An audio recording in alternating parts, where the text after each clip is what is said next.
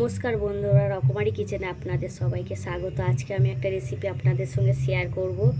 সেটি হলো তালের দুধ পুলি। তালের দুধ পুলি বানাতে যে যে উপকরণ লাগবে আমি বলে দিচ্ছি। এখানে তাল আছে, কিছুটা আমি ছেনে নিয়েছি তাল থেকে।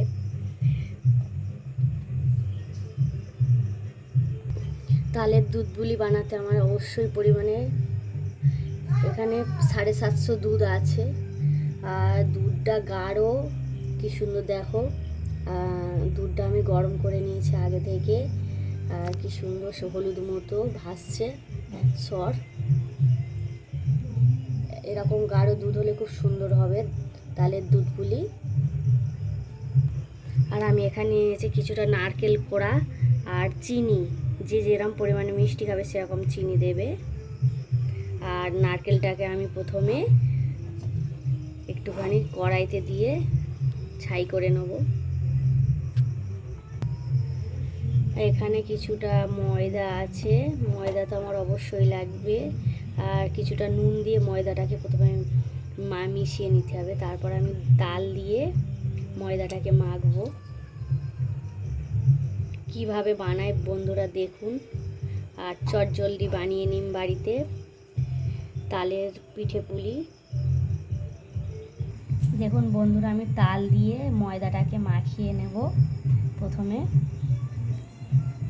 এরকমভাবে।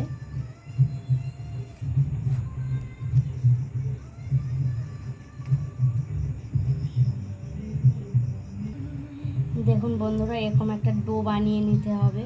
কি সুন্দর দেখতে হয়েছে দেখুন, হলুদ রঙে। আর এবার আমি পিঠেটাকে বানাবো। আর তার আগে নারকেলটাকে আমি একটু ভেজে নেব চিনি দিয়ে। দেখুন বন্ধুরা, আমি কড়াই বসিয়ে চিনিটাকে প্রথমে একটু লাল করে ভেজে নেব। নিয়ে তারপরে নারকেলটা দেবো যাতে লাল লাল মতন হয় নারকেল ভাজাটা।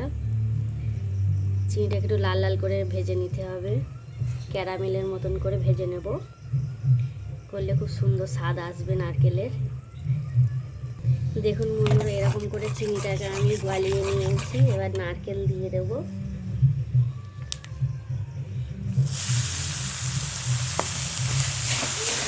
লাল মতন হবে। দেখুন বন্ধুরা, কত সুন্দর ভাজা হয়ে গেছে নারকেলটা আমার। লাল লাল মতো কত সুন্দর দেখতে লাগছে। গুড় না দিয়েও চিনি দিয়ে এরকম লাল করে নারকেলটাকে ভাজা যায়।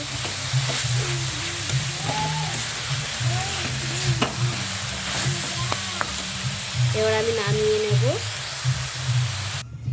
দেখুন বন্ধুরা, এই যে ডোটা ছিল, আমি আমি পিঠে বানাবো। প্রথমে গোল গোল করে কেটে, যেরকম পিঠে নর্মাল বানায় সেরকম পিঠে সবাই বানাবো। কেউ সরু সরু করে বানাতে পারে। আমি এখানে নারকেলের পুর দিয়ে পিঠেটা বানাবো, ওই জন্য একটু বড় করে লেচিটা কাটবো এরকমভাবে। দেখুন বন্ধুরা, আমার 6টা পিঠে বানানো হয়ে গেছে। এইরকমভাবে পিঠেগুলোকে সবগুলো বানিয়ে নিতে হবে। এখন এতটা ডো আছে আমার, এরকমভাবে সুন্দরভাবে পিঠেগুলো বানিয়ে নিতে হবে। দেখুন বন্ধুরা, আমি দুধটাকে চুলায় বসিয়ে আবারও গরম করে নেব। দেখুন বন্ধুরা, আমার দুধ গরম হয়ে গেছে। এবার আমি একটু চিনি দিয়ে দেবো দুধের মধ্যে। চিনি দিয়ে দুধটাকে এরকমভাবে নেড়ে নিতে হবে। কেউ যদি মিষ্টি কম খায় একটু মিষ্টি কমও দিতে পারে দুধে। আর যে যেরকম মিষ্টি খাবে সেরকম মিষ্টি দেবে। দুধটাকে মিষ্টি দিয়ে প্রথমে একটু হালকা করে আবার ফুটিয়ে নেব। নিয়ে আমি পিঠেগুলোকে ছেড়ে দেবো দুধের মধ্যে। তাহলে আমার দুধ পুলি রেডি হয়ে যাবে, তালের দুধ পুলি। অরিজিনাল গরুর দুধ। দেখুন বন্ধুরা, কি সুন্দর সর ভাসছে। এরকম দুধ হলে খুব সুন্দর টেস্টি হবে তালের দুধ পুলি পিঠা।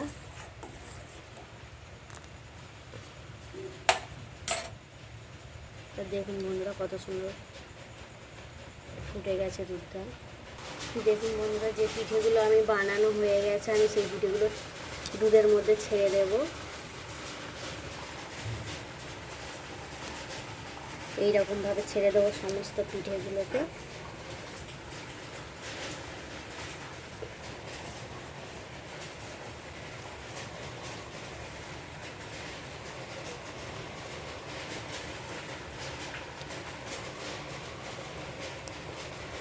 15 মিনিটের মধ্যে আমার দুধ পুলি রেডি হয়ে যাবে।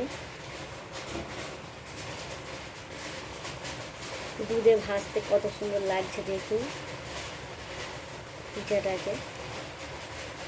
এরকমভাবে আমি 15 মিনিট সেদ্ধ করে নেব দুধ পুলি। দেখুন বন্ধুরা কত সুন্দর, 5 মিনিট ফুটে গেছে, আরও 10 মিনিট ফুটবে এরকমভাবে। আর পিঠেগুলো খুব সুন্দরভাবে সেদ্ধ হয়ে যাবে এরকমভাবে ফুটলে। দেখুন বন্ধুরা তালের দুধ পুলি আমার রেডি হয়ে গেছে। এবার আমি নামিয়ে নেব একটা অন্য পাত্রে। কত সুন্দর দেখতে হয়েছে দেখুন।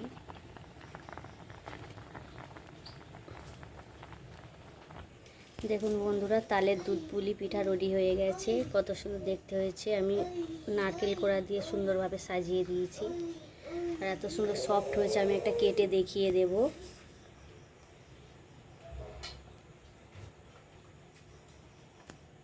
রান্নাটি যদি ভালো লাগে লাইক শেয়ার সাবস্ক্রাইব করবেন তাড়াতাড়ি বন্ধুরা। আমি একটা কেটে দেখিয়ে দিচ্ছি, কত সুন্দর সফট হয়েছে আর নরমও হয়েছে দেখুন বন্ধুরা।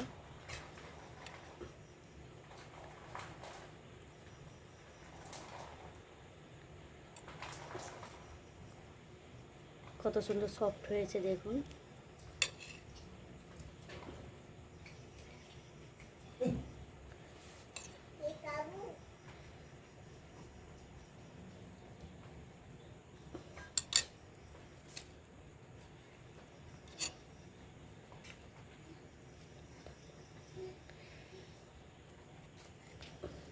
দেখুন বন্ধুরা আমি হাত দিয়ে দেখিয়ে দিচ্ছি কত সুন্দর হয়েছে, ভিতরে জুসি মতন হয়েছে।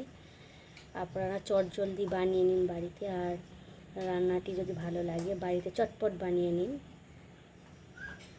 নমস্কার, ভালো থাকবেন, সুস্থ থাকবেন। পরের এপিসোডে আবার নতুন কোনো রান্না নিয়ে ফিরে আসছি।